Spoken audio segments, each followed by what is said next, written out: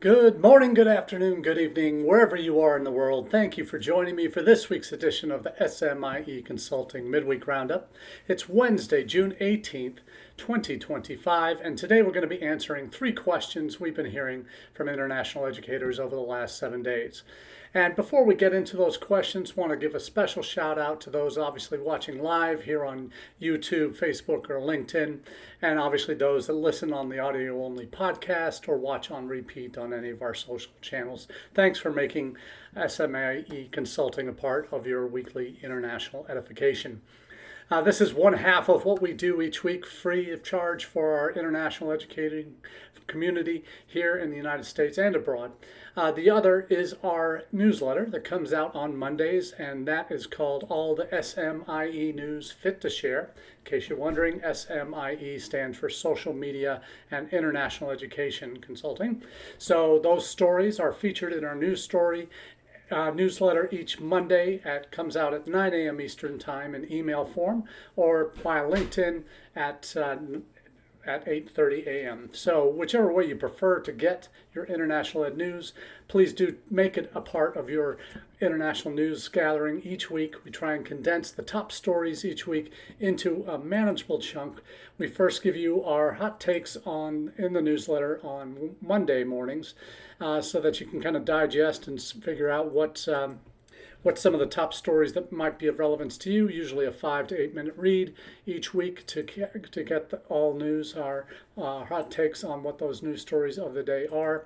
And then we cover news, anything from social media stories, which can involve anything online in terms of blogs, in terms of upcoming webinars, AI news, how social media is being used in international education. All of those are fair game for what we'll cover in that section of the newsletter.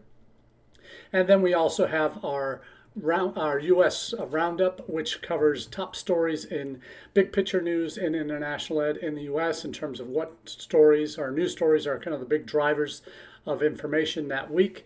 Could be anything from new legislation or new executive orders in the last few months. We've become reaccustomed to what those are and the impacts of those. We talk about solutions that we see percolating through in terms of what folks are doing to kind of counter some of the negatives that we experience regularly in our business.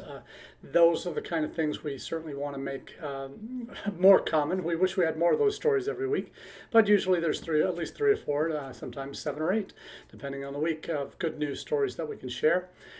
There also is a global roundup where we talk about what's going on in other countries and how other international ed destinations are grappling with the various issues that we face in our field.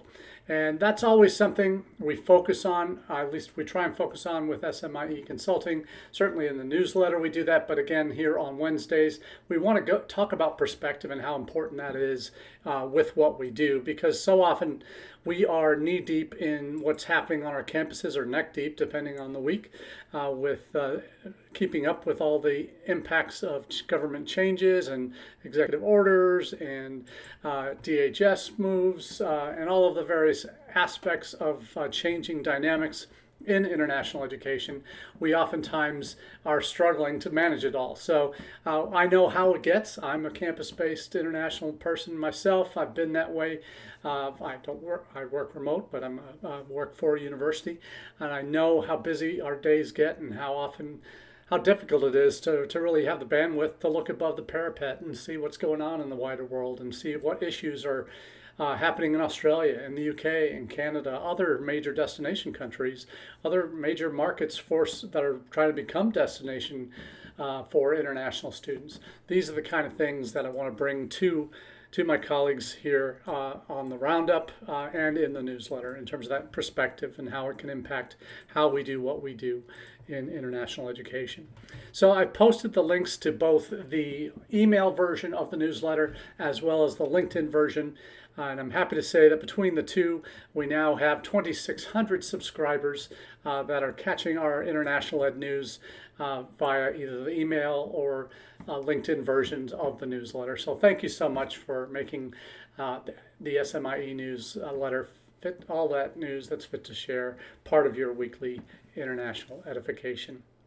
So let's get to our first question of the week. And that is, what is the real impact of the visa interview pause? Now, what was promised to be a few days at the beginning of NAFSA week, on the Tuesday of NAFSA, right after Memorial Day, we were told that this would be, nothing, just a procedural issue that we're trying to get in place for all the consulates and embassies around the world in terms of how they're going to do extreme social media vetting, which has been promised.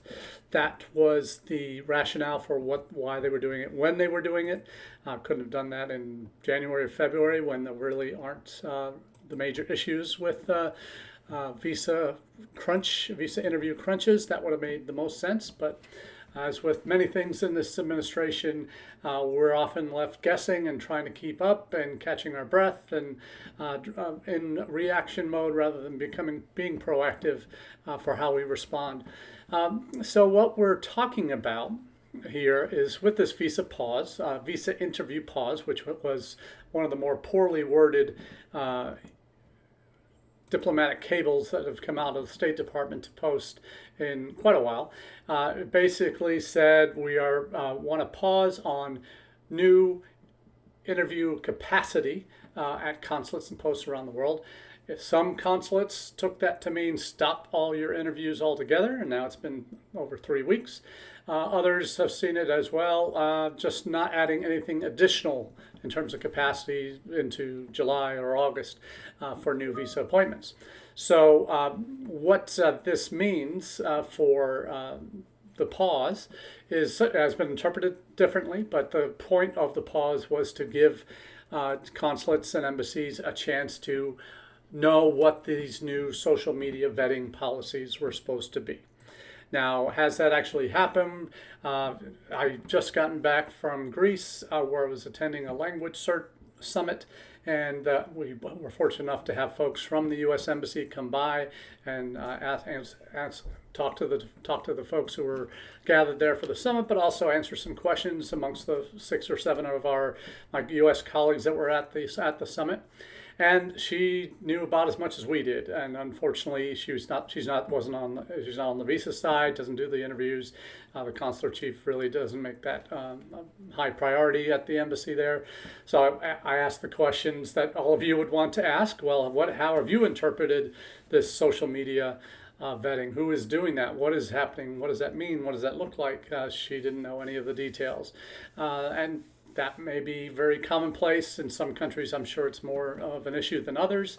But these are the kind of concerns that we have as international educators, and certainly those anytime we have chances to meet with consular folks, trying to get a straight answer out of them oftentimes is hard because they're scripted like most of government officials. There's only certain things that they can say or not say. But so it was certainly clear in terms of the pause, that has caused a lot of uncertainty too. They weren't sure exactly what that meant, but they haven't, that just meant new capacity to them. So in terms of where they go from there, there's a lot of different pieces of that puzzle that are still unclear. I'm sure they're not the only post around the world that is dealing with these very significant issues. So in terms of what the visa pause actually means and what we can say authoritatively about what happens and what's happening out in the field, we know that there are students who are asking about deferments. And when we keep hearing it's only going to be a matter of days. Last week on Tuesday, State Department spokesman Tammy Bruce said we expect this to be cleared by the end of the week. It wasn't. She said the same thing the week before. Now we're 3 weeks in and we're in the middle of a war with, or Israel's in the middle of a war with Iran, and we may or may not be getting involved and lending support and all of those wonderful things that truly complicate our lives and the lives of those impacted in those countries. And obviously we're dealing with one of the countries, Iran now, that was added to this travel ban list in the last couple of weeks. So we already knew that it's always been a tough road for an Iranian student who wants to come for a degree in the U.S. in terms of security clearances. Administrative processing oftentimes takes well over a year to 2 years to get done. So the start times for many of these students that are looking to come to study in the United States is often much longer than it should be. And now all of a sudden, whereas Trump travel bans 1.0 in the first administration all had exemptions carved out for students to allow those students to still come. They are not included. There are no exceptions for students in any of the travel ban countries that were outlined 2 weeks ago. So we're left wondering what is happening now with the travel ban and the visa interview, not necessarily the travel ban, but the visa interview pause. Iran obviously is most directly impacted. State Department is obviously involved in trying to, in peace negotiations for Russia's war in the Ukraine, and now is doing all it can to avoid World War III breaking out in the Middle East with the Israel-Iran war. So normally the question got asked in the State Department briefings on Tuesdays, hey, where are we with the visa interview pause resolution? And as far as I can tell from any news stories that have come out, that wasn't addressed yesterday in Tuesday's briefing. So we're still dealing with that. And when is a resolution expected? I don't know. I don't think anybody really knows, and until it happens, we'll just keep holding our breath. And sadly, the students that we're trying to bring in for the fall that have been waiting to see if they need to defer their admission or not because it's getting too late and they're not sure if they're going to be able to get a visa interview in time to come in August or early September, depending on the university. We are in a situation where we don't know what exactly is going to happen next and when this whole situation gets resolved. What was told to be a few days now is turning in 3 weeks, and by the middle of next week, we're going to be hitting a month. So the timing couldn't be worse, and we talked about this before. That of all the times to have a visa pause, this time of the year when the greater majority of students are going for their visas is the worst possible time to have a visa pause. We have a couple news stories I'll be dropping the links to in the chat. We first have the issue of it's a pause to allow for consulates to deal with how they will be doing social media vetting, what that looks like, who does it, what the procedures will be. We now have the consequence of that is articles popping in India in particular. Foreign students are scrubbing social media as U.S. expands visa vetting. So no surprise there that students are not dummies. They know that they need to be pretty savvy on these things, and we're seeing there be a real reaction to this, and we know how valuable an opportunity coming to the United States to study is for some students around the world that have been waiting to apply for years and have now gotten to the point where they've applied, they've been accepted, they've got their I-20s, they're ready to apply for their visa, but now they have this complication here about social media vetting and what that looks like. So what we are expecting, and we see it happening, it's being reported on in India, one of our top markets, that students are scrubbing their social media history to take out things that are anti-American or anti-Trump or anti-Israel or any of the things that the administration has expressed concerns about and have said that they are vetting existing international students in the United States for, checking their social media to see if they should be allowed to stay. Now students in other countries, before they go for the visas, are getting that put on at the top of their list of things they need to check before they go for their interview. And for some people, it might be a little bit too late if they wait until after they've scheduled their interview to start scrubbing. They actually need to do that before they fill out their DS-160, because that's where they put their social media handles that allow state to do the actual vetting. So that will happen as soon as they fill out that DS-160 up until the time that they go for their visa interview. That's when that visa social media vetting can happen.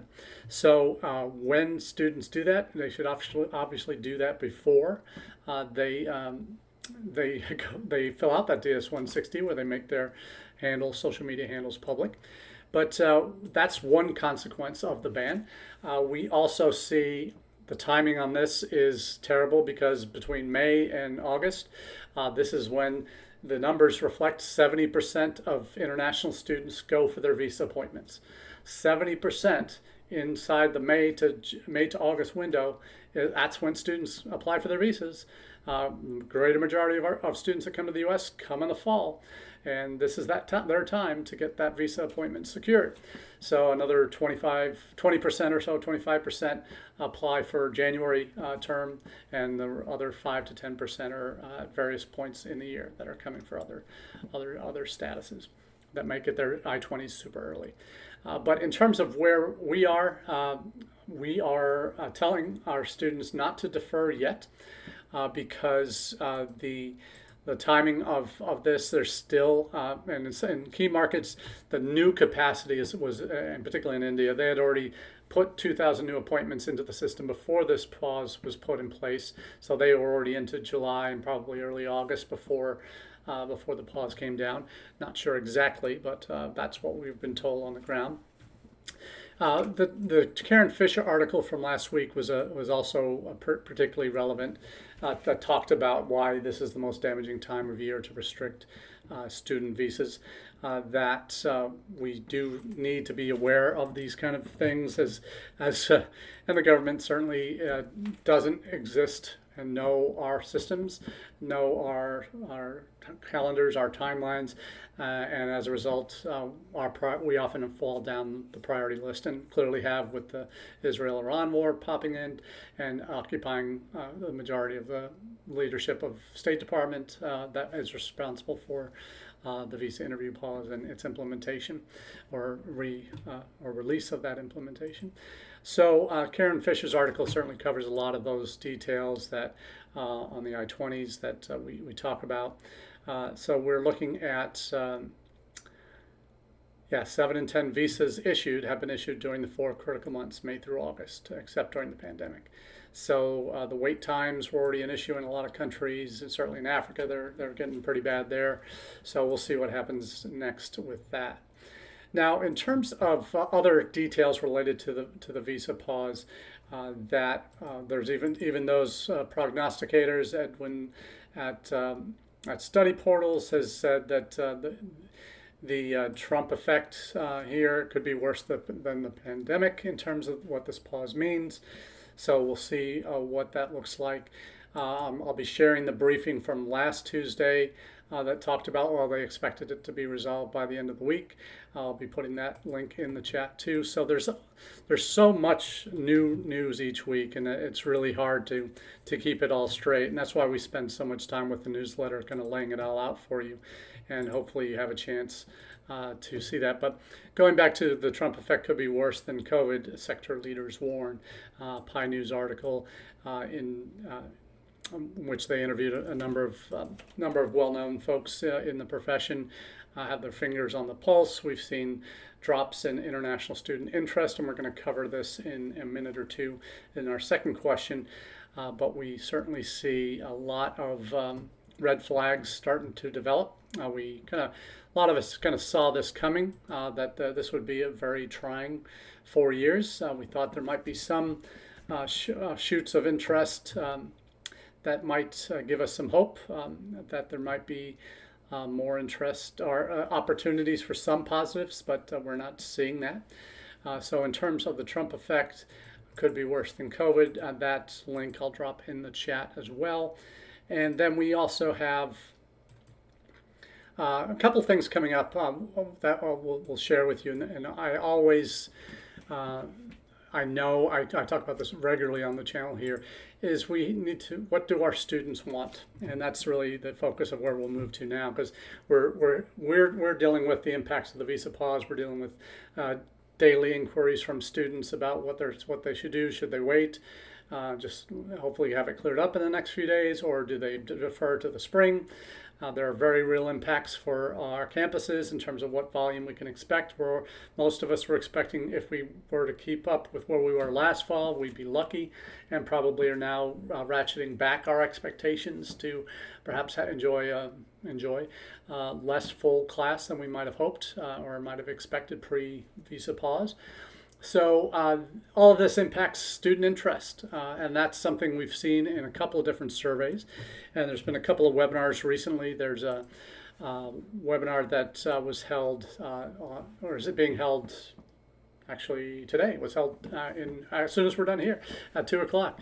It's an IDP webinar. Just dropped the link to that in the chat. It's a U.S. student sentiment survey looking at the May-June time period. It's a follow-up to their pre- and post-election surveys from earlier in the year and last year. And the focus today is timely insights on student motivations and perspectives on the latest political environment, and discuss implications of the survey results. Now that one is going to be, like I said, that webinar is at 2 p.m. Eastern time today on Wednesday. There was also last week, there was a study portals webinar with NAFSA, and that talked about the shifting sands again, real-time insights on shifting international student interest in the U.S. A large percentage, more than a third of some U.S.-bound survey respondents said they are planning to defer their U.S. study plans. Nearly another third say they no longer wish to study in America. Wow. A third of U.S.-bound survey respondents said they are no longer wishing to study in America. That hurts. That really hurts. And it's a cumulative effect of all the negative news that's been coming down. It's the travel bans on top of the visa pause, on top of the China stuff with the visas. But now that's turning around, that there may be hope for China now with the trade deal looming. So this the ISEF webinar that was held a week or two ago does talk about some of those real shifts, policy shifts, and the negative impact of it. IDP folks on that, study portals folks on that panel, ISEF folks, so Keystone as well. They had a relatively small sample size that they're talking a 52% decline in study interest between May 24 and May 25 in the U.S. Study portals had a similar 40 to 50% drop last month as well in the U.S. So we are seeing the impact of this. So we should not be surprised that this is happening, but we see it's a real consequence of government that is taking anything international, and particularly inbound international, and making it increasingly difficult, making the hoops that students have to jump through much smaller and many more of them, and that makes it harder to go through. But so many do still have that dream, and regardless of who's in the White House, they still want to come. Like those students that are busy scrubbing their social media accounts, trying to stave off potential visa denial for another reason that they'll never understand and won't be told in an interview. So the uncertainty is out there, and it's real, and it's not just on campus. It is with every prospective student that's looking to come to the United States right now.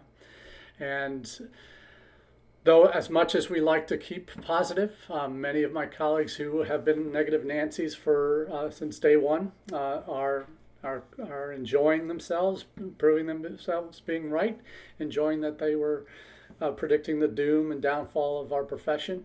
I don't think it's as bad as that yet, but the signs are more negative than positive in these summer months. That is the most critical time, and things that are disrupting the normal flow of students to us are ones that we have to be concerned about, because they impact our bottom line and impact our future messaging and how we can and should talk about our institutions, about our country, and how we do that in a reasoned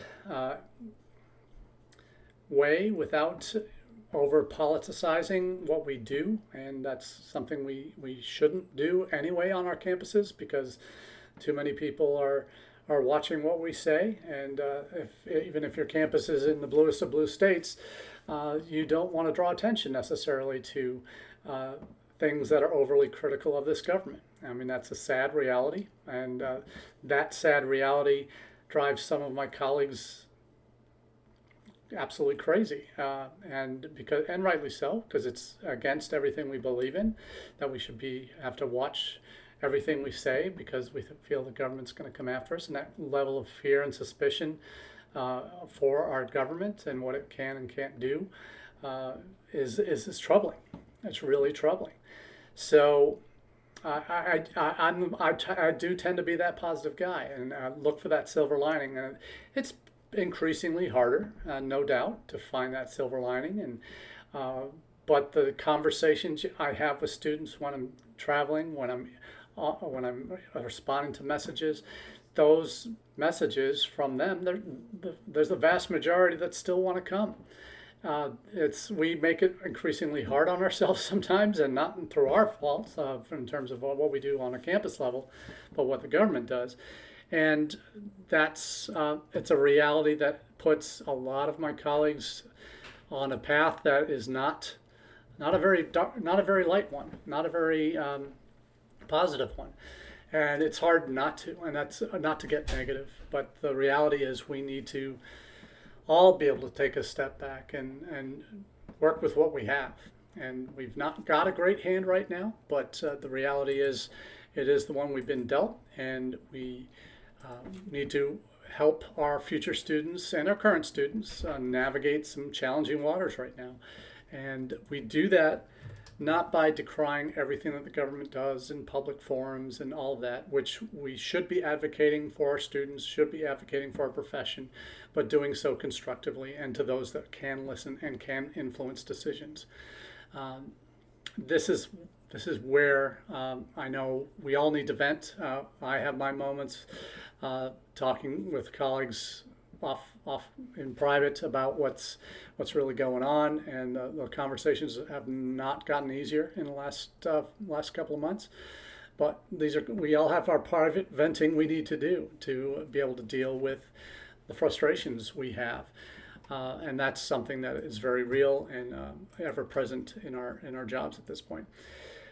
Now let's get on to our last question of the day, and that is one that is a consequence of all the negative energy that we're seeing directed our way by this government, and that is which countries will benefit most from big four slips. So it's not just us, and I take some solace. It's not a lot, but I do take some solace in knowing that the UK, Canada, Australia have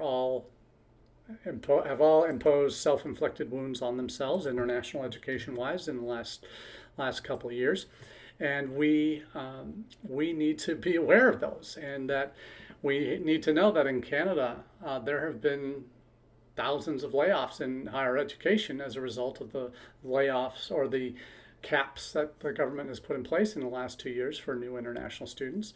We have programs closing, we have budgets slashed, we have certainly at NAFSA, the booth that was there at the end of May was about half the size of its original intent before all these budget cuts started impacting participants. We see Australia dealing with governments that is maybe the lesser of two evils in terms of what the impact is on international education, but still intent on imposing more significant restrictions. We've already seen higher English language requirements, higher financial requirements, higher visa fees. All of these things have been put imposed, and there are caps, percentage caps potentially per institution in terms of how many international students they can have or are allowed to, new ones to enroll. So that's happening. In the UK, we've seen a cut to the graduate route, which may or may not be as impactful as first thought in terms of its impact on future students. But we see all of us have UK, Canada, Australia, US, Canada, Australia, UK. Yeah, we see who's benefiting from it, and other than where we see there are two kind of powers or bases that are growing, and we see mainland Europe growing.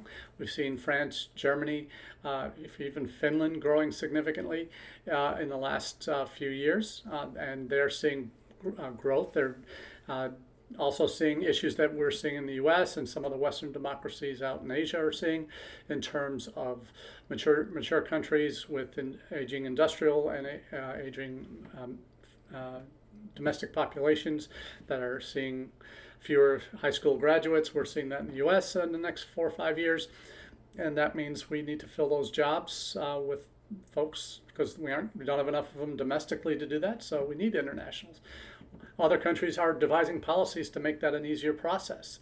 In Japan, in Korea, in Taiwan, in Germany, they're doing that. In Finland, they're doing that by putting in work benefits that are substantial, on par, if not stronger, than creating those pathways to residency and work after study. and making it a much easier, more inviting process than we have here in the United States. So there's three different articles about some of the Asian tigers that are going to benefit most. We see East Asia and Europe really coming to the fore. There's an Asian tigers ramp up their interest in internationalization amongst our big four woes. The Pi News article there, and that the curbs on Chinese students, whether or not those actually happen or not, the trade deal seems to indicate that that's coming. That maybe that won't be as significant in terms of Rubio's statement. He wants to aggressively revoke Chinese student visas. That Chinese students will again be welcome. It's hard to keep our heads about us these days. They're spinning so much in terms of which way is the wind blowing and impacting how we feel about our days, and that can change from hour to hour sometimes. But there's a great concern amongst many of my colleagues in the field that there are so many challenges these days that we seem to be becoming deprioritized as in terms of the economy, in terms of the government, in terms of support. So we need each other more than ever. We can't be infighting amongst ourselves. We have to rally together as a profession and advocate as much as we can, not only to our elected officials, but manage up and advocate up. Most of us have had the conversations with senior leadership on our campuses about the impact of all these cumulative government decisions and executive orders and bans and pauses. These have very real consequences on our enrollments and our current students' feelings about staying. So we have to protect our students. That's our jobs. And we get very defensive, and sometimes that defensiveness comes out wrong in terms of interpersonal communication skills have really been challenged, I think, by a lot of the frustrations we're all feeling, and I feel them too. But being able to step back and take a beat, and sometimes two or three beats, and try and process everything and find a level-headed solution, which seems at odds with everything that we're hearing from the government, that is the rub. So it's no easy feat, and certainly we need to be communicating with each other on how we're handling this, and sharing best practices on things that are working on our campuses. So I certainly encourage you all to do that. But that's all we have for this week on the Roundup. I look forward to chatting with you again in a week's time, and hopefully we'll have some brighter news. So until then, have a great day. Cheers.